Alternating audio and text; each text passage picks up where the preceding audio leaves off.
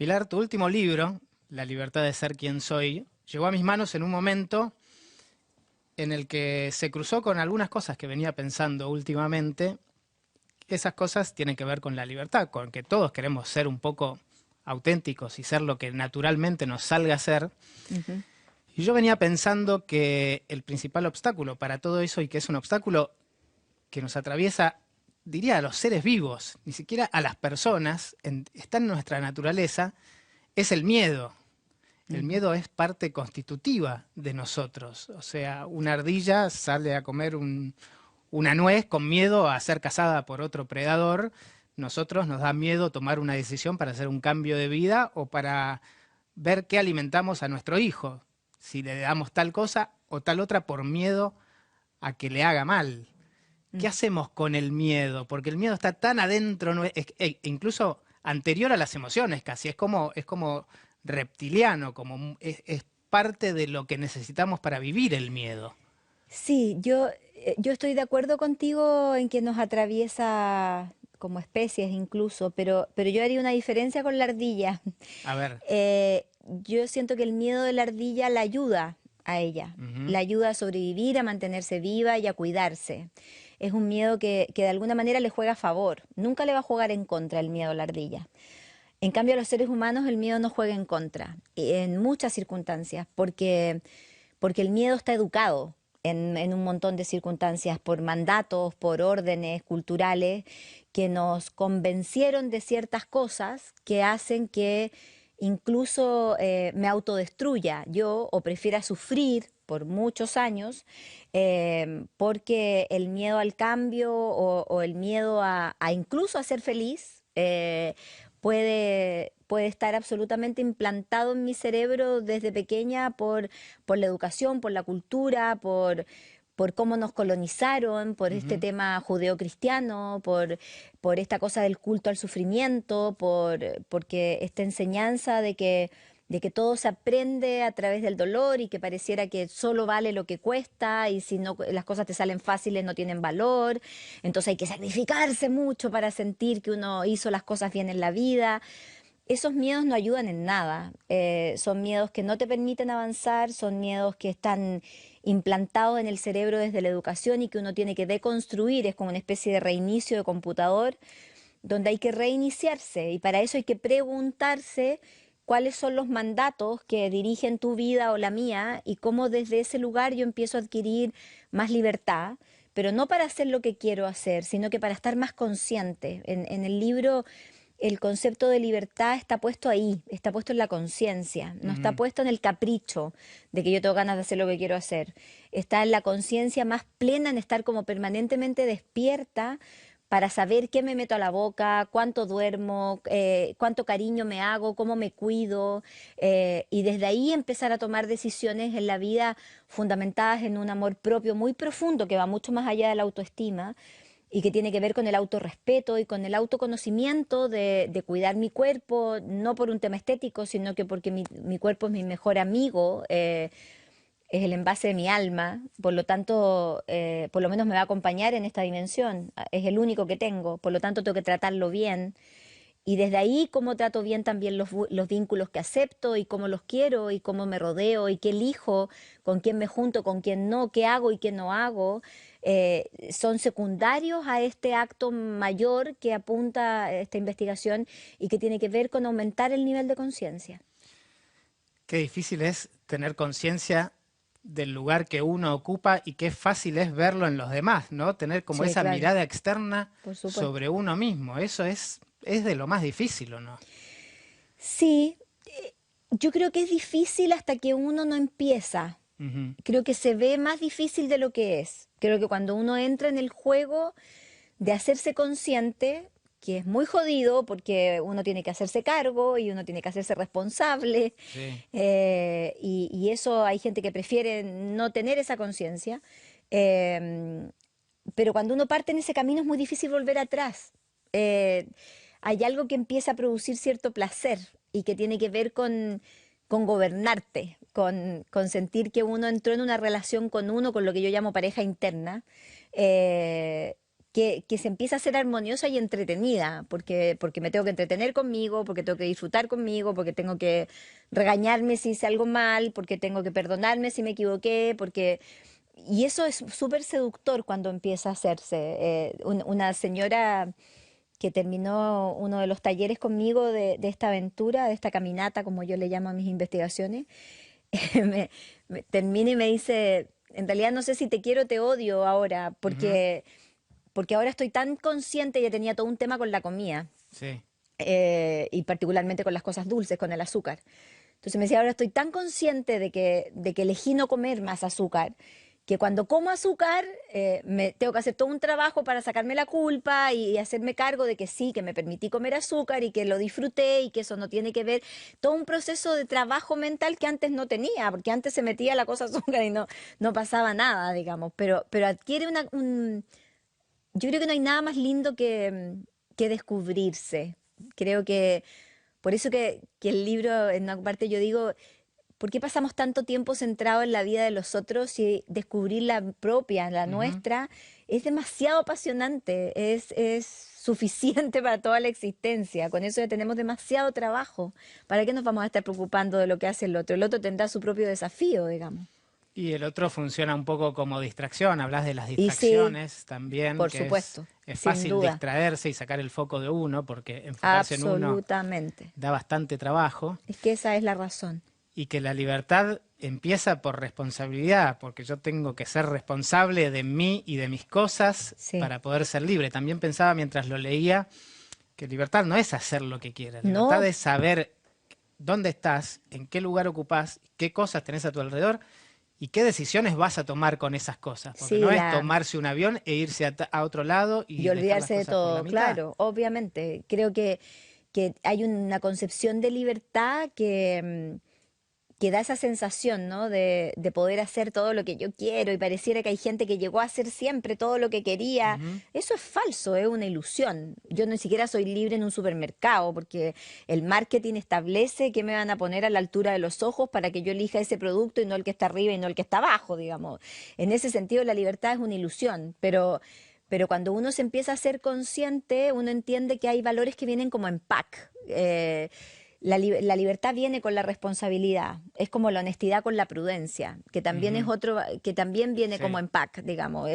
Yo no tengo derecho a decirte a ti lo que se me cante, porque tengo que mezclarlo con la prudencia. La prudencia es un valor que regula el ser honesto. La honestidad en sí misma no es un valor, no es una virtud. Ujú. Va a ser virtud si yo lo mezclo con la prudencia y me preocupo de no hacerte daño y de poderte decir de forma adecuada lo que honestamente te quiero expresar. Pero vienen como unidos y hacen sincronía esas dos cosas juntas. Y la libertad sin la responsabilidad no aumenta conciencia, no se produce ese espacio de estar alerta o despierta de lo que me pasa, porque además para hacer ese proceso se requiere un ejercicio que también evitamos por razones obvias, porque nos da miedo, que es aumentar la cantidad de preguntas internas. Tú mencionabas que vivías cerca de Buenos Aires y que andabas mucho tiempo en auto. Sí. Y ahí uno, naturalmente, uno se hace muchas preguntas. Y el tema es qué tanto coraje tiene uno para aceptar la respuesta. Porque eso es lo que da miedo. La pregunta, no sé, yo me puedo preguntar mil cosas.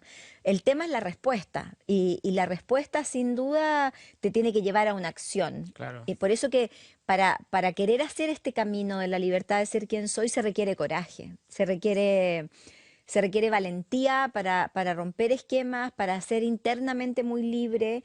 Y no todo el mundo está dispuesto a vivir ese camino. Yo lo propongo solamente, como todas las investigaciones, obviamente, pero a mí me parece que es un camino apasionante de hacer. Hay un autor que citás que habías estado leyendo, que enumera cuatro, Paul and Water, se llama el autor, Paul and Water, Ah, sí, sí, sí, sí, perfecto, sí. que habla de cuatro derechos, Ajá. que a mí me fascinó el derecho que tenemos todos a no competir O a ser inconsistente. o a ser imperfecto, Y sí, claro. claro, a equivocarse. Vivimos y hablas también mucho acerca del feminismo y del machismo y de cómo estamos inmersos en esta cultura y cómo de a poco lo vamos rompiendo. Porque eso también Este, nos quita libertad. Por Ese supuesto, modelo nos todo lo que quitó, todo lo que trate de modelarnos nos quita. y así es, Bueno, nos quita otra gran conciencia. pregunta que quiero que charlemos después es, nosotros educando, ¿estamos quitando libertad? Porque ¿qué es educar? Pero eso vamos a pasar en un ratito. Bueno, Ese derecho a no competir o derecho a hacer la mía, a dudar, a contradecirme también, son derechos que socialmente no están muy no, permitidos. O claro que sea, no. a mí me gusta mucho jugar al fútbol, pero nunca me importa cómo va el partido. Me importa si me estoy divirtiendo o no. Y no, eso no en los otros 21 jugadores por lo general no entra en la cabeza. No, Estamos claro. pendientes de un resultado. Y es una presión social, la Y sí, competencia o la coherencia, o poder contradecirse unos años después de lo que uno venía pensando, ¿no? obvio, o cambiar de opinión y no significar con eso de que, como ustedes lo llaman, no ser panqueque, Ujú. y no tener la posibilidad de decir, sí, yo antes pensaba esto, pero dada mi experiencia en tal o cual circunstancia, cambié de opinión y creo que antes yo estaba aquí. Yo, por ejemplo, de hecho yo lo digo en el libro, yo durante mucho tiempo idealicé el dolor como única forma de aprendizaje y de madurez en la Ujú. vida. Y hoy día siento que no es así, que no sé, no sé si me equivoqué antes, pero creo que hoy día tengo una visión muy distinta de eso. Creo que hoy día también se tiene que aprender desde el placer y creo que el mandato del dolor nos ha hecho mucho sufrir, y hoy día ya no es la única forma y creo perfectamente que alguien que en este momento esté en Punta Cana tomando sol debajo de una palmera puede estar reconectándose con su vida y tomando decisiones fundamentales para su historia y no está sufriendo un ápice, digamos. Entonces, Ujú. creo que esos cambios de visión que tienen que ver con la experiencia o lo que hemos aprendido hombres y mujeres durante todos estos años, yo soy de una generación que fue codificada bajo el sistema patriarcal, digamos, y que ha tenido que ir cambiando como generación y a nivel personal también un montón de códigos que hoy día se entienden o los entiendo, y los siento de una manera absolutamente distinta. ¿Y por qué uno no va a decir que uno ha ido evolucionando, que tiene derecho a cambiar de opinión? Me parece que sería no evolucionar, pensar Ujú. igual que a los 20, digamos. O sea, gracias a Dios pienso muy distinto a los 53 de lo que pensaba a los 30 años. Creo que eso muestra un camino, muestra dolores, muestra placeres, muestra aprendizaje y debiéramos sentirnos orgullosos de nuestras propias evoluciones. Muchas veces en discusiones que tienen por ahí que ver más con la política, Ujú. hay sectores en donde se rigen por una ideología y yo discuto que la ideología te condiciona, no sos libre. Ahora, si vos la elegís y estás de acuerdo en todo, con la ideología todo el tiempo con la que vos elijas, bien, está genial, pero date Pero la libertad de pensar por fuera de ella sin duda también. la ideología te va a impedir ver lo bueno que tiene el otro lado. Es que, ¿sabes lo que pasa? Digo que ahí hay una estructura de pensamiento que también nos ha hecho mucho daño, pero que es funcional para los sistemas, sobre todo políticos de nuestros países, que es el pensamiento binario. Esta sensación de enseñarnos desde muy chicos a pensar en polos. Entonces acá están los buenos, los malos, los gordos, los flacos, los lindos, los feos, los de izquierda y los de derecha. Y yo siento que el universo y la energía de hoy apunta hacia la ecuanimidad, hacia tratar de encontrar el punto medio, lo cual hoy día es calificado de tibio, eso. Ujú. Pero creo que el ubicarse en los polos es tremendamente sesgador, está lleno de juicios y a la larga de poca verdad, porque la verdad siempre va a estar más, o la sabiduría, según la gente que es sabia, yo no lo soy, por eso que investigo, pero va a estar siempre en el punto medio, en tratar de rescatar lo mejor que tienen ambos extremos y no tratar de ubicarme o en uno o en otro, porque cualquiera de las dos cosas me genera angustia, digamos, y siento que esa dinámica relacional nos confronta permanentemente, nos coloca de enemigos, donde además yo siempre soy la buena, por supuesto, y el otro Sí, es el claro. malo. Yo siempre tengo la razón, el otro está profundamente equivocado, y eso a la larga no hace crecer a ningún sistema, ni interior, ni exterior, y mucho menos social. Pasemos un poquito a la educación. Tu libro Pasemos a la anterior educación. es Educar Educar para para sentir. sentir y sentir para educar. Ujú. Y siento que es la palabra educar, yo soy padre de 3 hijos, y todo el tiempo me debato si educar, siento que educar es formar a una persona y en esa formación aunque quiera o no lo quiera, lo estoy haciendo parecido a mí o parecida a mí. Como que educar es reproducir un poco en lo que yo fui educado y lucho contra eso. No sé si intrínsecamente la palabra educar tiene que ver Moldear. con moldear de la misma forma que moldearon a uno, o cómo uno puede romper con eso. Ay, qué difícil. Lo que pasa es que yo creo que tú tienes razón en que uno educa parecido a uno. El tema es qué dije cuando dije eso. ¿Qué es uno? Ujú, claro. Porque, porque el qué soy yo depende de mi proceso de crecimiento y va a depender de lo que para mí son valores fundamentales que no puedo transar. La honestidad, la verdad, la generosidad, la empatía, la solidaridad. Eh, y en eso uno tiene que ser inclaudicable si es que tú de verdad crees que esos son los valores que a ti te tienen que importar. Ujú, Ahora, el cómo yo enseño a ser solidario, empático, generoso, noble a un hijo o una hija, quédate tranquilo que no tiene mucho que ver con lo que tú le has dicho a tus 3 hijos, sino que tiene que ver con lo que ellos han visto de ti. ujú. Y eso no lo puedes controlar, porque al final los hijos y las hijas se quedan con lo que ven, no con lo que uno dice. Si fuera así, mis hijos serían perfectos. Eh, y claramente no lo son, porque tienen una madre imperfecta. Y por lo tanto, creo que la educación tiene que tener como norte, eh, primero entender que los hijos son prestados, que no te pertenecen a ti, que no son una prolongación de tu vida ni de tus sueños, que ellos tienen los propios y que tu labor es en ayudarlos a caminar para que encuentren esos sueños, para que puedan plasmarlos, trabajarlos y cuando tú los veas irse, sientas que ahí van dos, ahí digo ahí van porque yo tengo 2 hijos, un hijo Sí. y una hija, y que están justo en el proceso de irse de mi lado. Digamos, mi hijo ya se fue, está viviendo solo y mi hija se debe estar por ir de aquí a fin de año. Y a mí me pasa eso, me pasa de verlos irse y ver que quizás por mérito de ellos y de lo que agarraron de mí y de la historia vivida, que no ha sido fácil para ellos, agarraron lo mejor. Y yo veo hoy 2 buenas personas Ujú. que sea lo que sea que vayan a hacer en la vida, lo van a hacer desde ese lugar, desde la nobleza. Y con eso me basta. No necesito más en mi evaluación de mamá. Me da lo mismo si salieron o no buenos para el inglés. Mi hijo es muy bueno, mi hija horrorosa. Eh, Están trabajando y buscaron sus sueños y sus vocaciones, pero creo que en 2 o 3 años más pueden girar hacia otro lado y me parece perfecto. Eh, y han sido libres porque me preocupé, yo fui una mamá muy jodida en la formación de hábitos y en ese tipo de cosas cuando eran muy chicos, porque además tuve que confiar demasiado rápido en ellos porque yo pasaba mucho tiempo fuera, yo me separé del papá de los niños cuando ellos eran chicos. Muy jodida, ¿en qué sentido? ¿En el horario de irse a dormir o En que, por en...? ejemplo, ellos de lunes a viernes no veían televisión Ajá. y yo tuve que aprender a confiar en eso.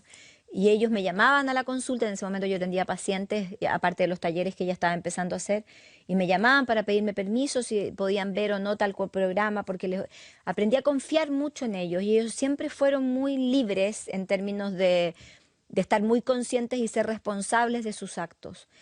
Y eso a mí me daba mucho vértigo como mamá, pero hoy día siento que valió mucho la pena mi angustia, digamos. Creo que cuando los veo y la veo, nada, yo siento un orgullo profundo de ellos y de ella. Y estoy muy contenta del trabajo que se hizo, que por supuesto ayudó a otra gente, digamos, Sí, no claro. dependió de mí, pero, pero creo que uno no tiene que tener tanta pretensión, porque además los hijos igual a uno lo hacen pedazo, o sea, igual te van a criticar por Claro. exceso de amor, por Sí. falta de amor, por exceso de límite, por falta de límite. Entonces uno tiene que actuar en conciencia de lo que uno cree que está haciéndolo con el mayor. Además uno hace lo que puede, ojalá uno hiciera como lo que a uno le hubiera gustado en términos educativos. Uno lo hace con los recursos que a ti te dieron tus papás o tu Ujú. historia. em, y, y nada, y en eso siempre van a haber errores, entonces es mejor asumirse imperfecto y relajarse y entender que cada uno va a tener que resolver problemas distintos, como yo estoy resolviendo los míos a los 50 y algo, y es el camino de cada uno, digamos. Mientras hablabas de que educaste a hijos que crees que son nobles y que son buenos, me aparecía a mí la nube del miedo. Yo también, por supuesto, trato de educar a mis hijos en ese sentido, pero el miedo de que sean víctimas de gente que no es noble y que no Ah, es pero eso buena. va a pasar de todas maneras. Pero a mí me han recontra cagado, perdón la palabra, Sí. muchas veces, Ujú. muchas veces. Pero yo me acuesto tranquila sintiendo que actúo en conciencia. El problema del que me liquidó fue del otro, no mío. Mientras yo actúe de buenas intenciones, y si a ellos les va a pasar, por supuesto que les va a pasar, sin duda. Ya les pasa ya en algunas circunstancias, a él y a ella. Pero creo que el motor tiene que estar en uno, no puede estar puesto afuera. Creo que además hay una ley universal que para mí es súper, súper clara y es una certeza de vida. Y es que si de mí salen cosas buenas, vuelven buenas, y si salen malas, vuelven malas. Ujú. Y creo que en eso tengo una confianza básica. Y creo que ese mismo principio, de una u otra manera, él y ella lo tienen incorporado dentro de su vida. También en No quiero crecer, Ujú. perdón, en La libertad de ser quien soy, siento que acotás muchas cosas de libros anteriores, Sí, como sí. de Viva la diferencia, Sí, es un ¿no? acto. De hecho, este libro partió siendo, lo pensé como investigación al principio, como una actualización de eso, del Ujú. Viva la Diferencia. Porque el Viva la Diferencia es un libro del siglo pasado, y independientemente que sea el libro más vendido mío y el que ha sido más traducido a distintos idiomas en el mundo, ya quedó antiguo, digamos, en un Claro, montón de cosas. Entonces necesitaba un refresh. sí. Y, pero al final la gente en los talleres me entregaba más información que la sola actualización. Es como que tenía ganas de hablar más cosas. Y ahí es donde este libro supera la actualización del Viva la Diferencia Claro. y se transforma en algo que yo siento que es como el gran tema de este siglo, que es la búsqueda de sentido. Yo siento que hoy la gran preocupación del ser humano, si de verdad se la hiciera profundamente, es Sí. ¿para qué? ¿Y hay un para qué? Yo creo que cada persona tendrá que tener su respuesta. Sí. ¿Para qué se levanta todas las mañanas? ¿Para qué trabaja donde trabaja? ¿Para qué se mata trabajando? ¿Para comprar un televisor más grande para ver la Copa América o lo que fuere? El para qué yo siento que es el gran tema hoy. Y cuando uno logra encontrar esa respuesta, y en el caso tuyo, mío, que tenemos la fortuna de trabajar en lo que amamos, el para qué se da en ese sentido, ¿no? En una vocación, en una misión, en Ujú. lo que quieras llamarle. Y la gente que no encuentra esa vocación tiene que encontrar otro sentido a lo que hace. Pero creo que es fundamental hoy día encontrárselo. Creo que esa búsqueda de sentido hoy día es clave No, y además, tener la posibilidad de parar y para decir, preguntarte. claro, Mm, para qué? Porque charlando con Stanislao Backrach en mm, ese mismo sillón neurocientífico, hablaba de que absolutamente todo lo que nosotros pensamos y todo lo que hacemos y todas las decisiones que tomamos están atravesadas por nuestras creencias, y nuestras creencias se forman en los primeros años de vida, y entonces por ahí el para qué de la vida es algo, una frase que me repitieron mis padres constantemente, y en un absolutamente. momento hay que parar y decir, ¿tenía razón él en ese para qué, o me puedo replantear si mi vida tiene otro para qué? Así es. ¿No? Y yo creo que además hoy día, como aumentó la expectativa de vida, ese para qué adquiere mucho más sentido, porque creo que así como cuando a uno le preguntan a un niño, ¿qué quiere ser cuando grande? Y el niño visualiza algo, yo creo que hoy día a los 40 hay que preguntarse qué quieres ser cuando viejo, digamos, Ujú. y dónde quieres estar cuando viejo, con cómo quieres envejecer, porque eso hay que empezarlo a planificar, que eso tiene que ver con otra de las investigaciones mías y otro libro que es el No quiero envejecer, digamos, pero creo que es una pregunta que le da sentido a la adultez hoy día, porque, porque si no son 30 años más, ¿para qué? ¿Para qué? De partida yo no creo que la medicina nos haya regalado 30 años, me parece que es un estupendo negocio, digamos, Sí. aumentarnos la vida, pero independientemente de eso, yo para esos 30 años más necesito vínculos, ante todo, muchos, que me contengan, compartan y quieran compartir conmigo. Necesito plata para esos 30 años más. Necesito salud para esos 30 años más. Y todas esas decisiones las tengo que trabajar hoy. Yo tengo 53 y lo que yo me meta a la boca hoy está formando a la vieja de 80. Ujú. Y está formando la salud de esa vieja de 80. Y los vínculos o cómo yo entregue amor hoy día está formando los vínculos que voy a tener a los 80 años también. Entonces, esa conexión con el presente del para qué, de alguna manera me permite entender que más encima tengo más vida a la cual le tengo que dar sentido. No es que yo tengo que pensar que de aquí a 20 años más, a lo mejor me voy mañana, no importa, pero, Sí.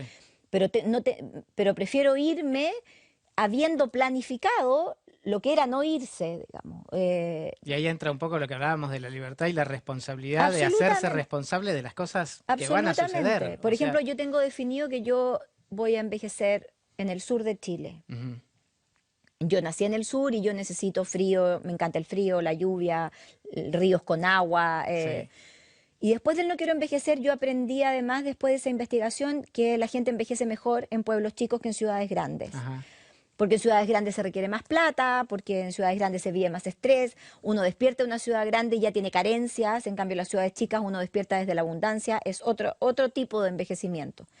El sistema inmunológico mejora también en las ciudades chicas que en las grandes.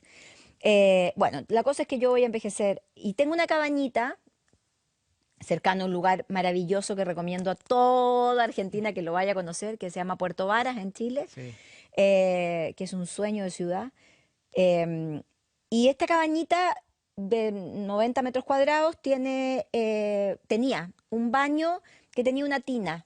Y yo cuando remodelé la cabaña por dentro, para dejarla lista para mi vejez, le saqué la tina, la bañera, y puse una ducha. sí, Y llegaron mis dos hijos, millennials, encantadores, a decirme, mamá, tú estás enferma de los nervios. O sea, ¿para qué haces ese gasto si la tina está impecable? Yo le digo, porque a mí me encanta bañarme, mi mamá tiene problemas en la cadera y no tengo ganas de que cada vez que yo levante el pie para meterme a la bañera de vieja, tenga que decir, ahora puedo cambiarlo a ducha y claro. entro derecha y ya me imagino de vieja entrando aquí, duchándome tranquila, digamos. Pero eso lo tengo que planificar y lo tengo que planificar con una visión de vejez que sea mi beneficio. La cantidad de gente, Diego, que en el estudio del No Quiero Envejecer, que vivía en un tercer piso sin ascensor y que después del estudio se cambió a planta baja, no te la puedo explicar. Porque dijeron, yo no voy a ser capaz de subir con bolsas. Claro.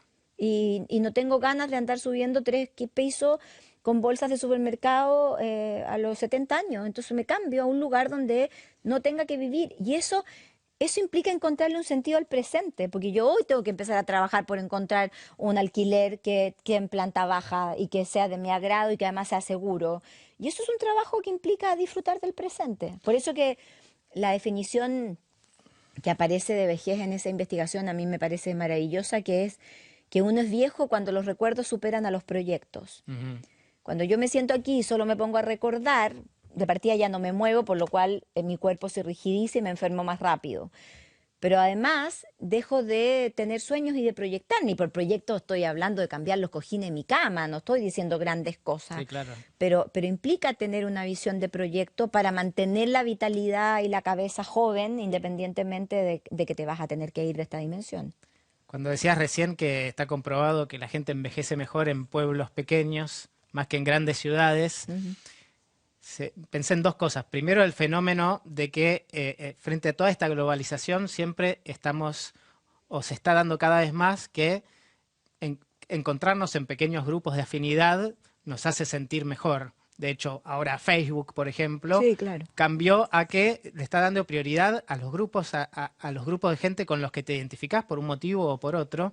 Y también me acordé de una nota que leí en un diario británico que decía que la mayor epidemia que está enfrentando el Sistema Nacional de Salud británico es la soledad.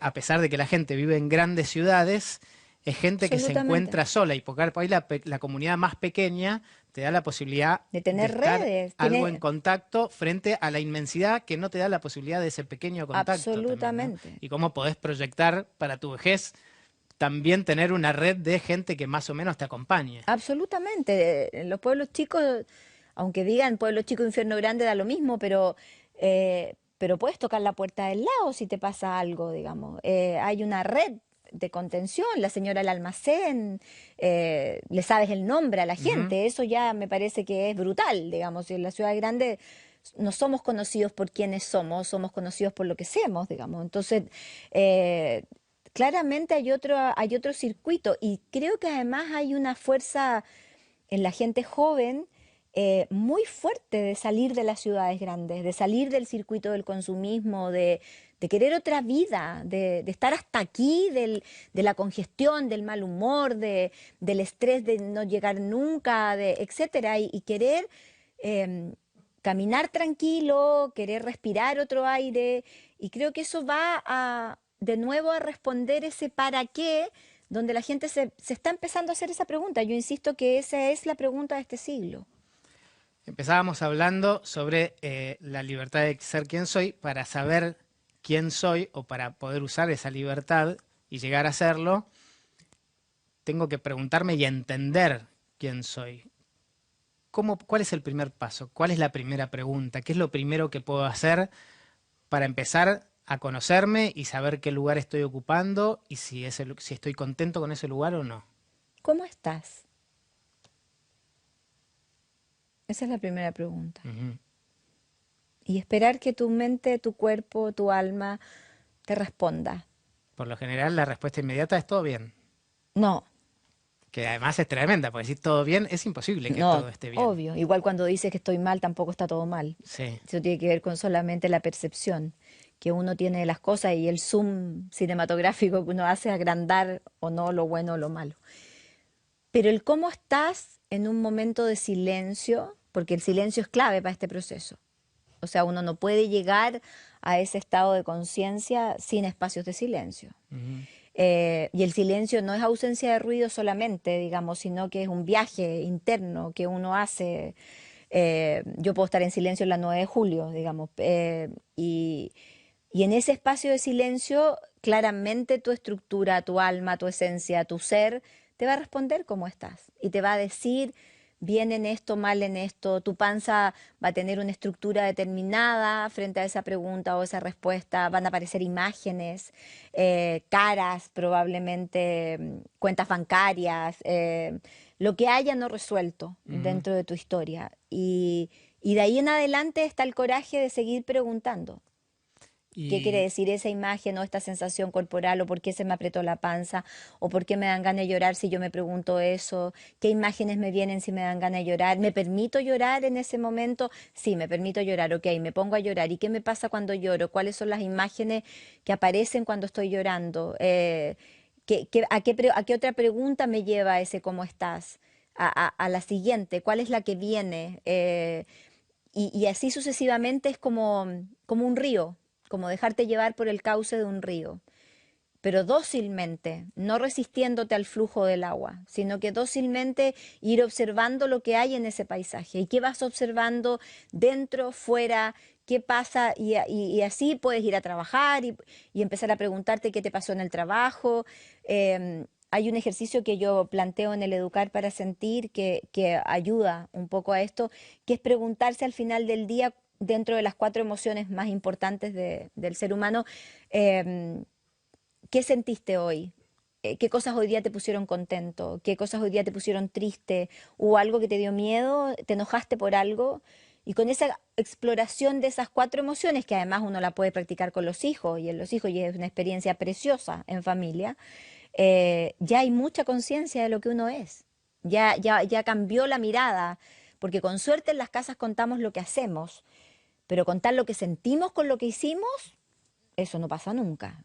Entonces, bajar al nivel de las emociones es un trabajo hermoso. Y cuando uno se lo permite hacer con hijos e hijas, es hermoso lo que ocurre desde los mismos niños, como ellos empiezan a decirte, a ver, hoy día rabia, sí, papá, tuve, esto me dio rabia en el colegio, esto, pena, ay, no sé, es que sentí algo raro, pero no sé si eso es pena, y tú empiezas a escuchar y empiezas a hacer, es maravilloso lo que ocurre. Pero no nos permitimos darnos esos espacios de conversación. Si en las casas no hay silencio, en la casa siempre hay voces externas a los que viven ahí, que son la tele, la radio, el computador y el celular, eh, que hablan más que uno. Mm. Entonces, en la medida que eso se apaga, de hecho el estudio, y yo lo digo en la conferencia, plantea que hay que pagar mínimo 1 hora diaria a todo. Y en esa hora de silencio, hacer estas preguntas personales y familiares, que es preguntar por esas emociones. Y de ahí parte un camino que es irreversible. Gracias, Pilar. Gracias a ti.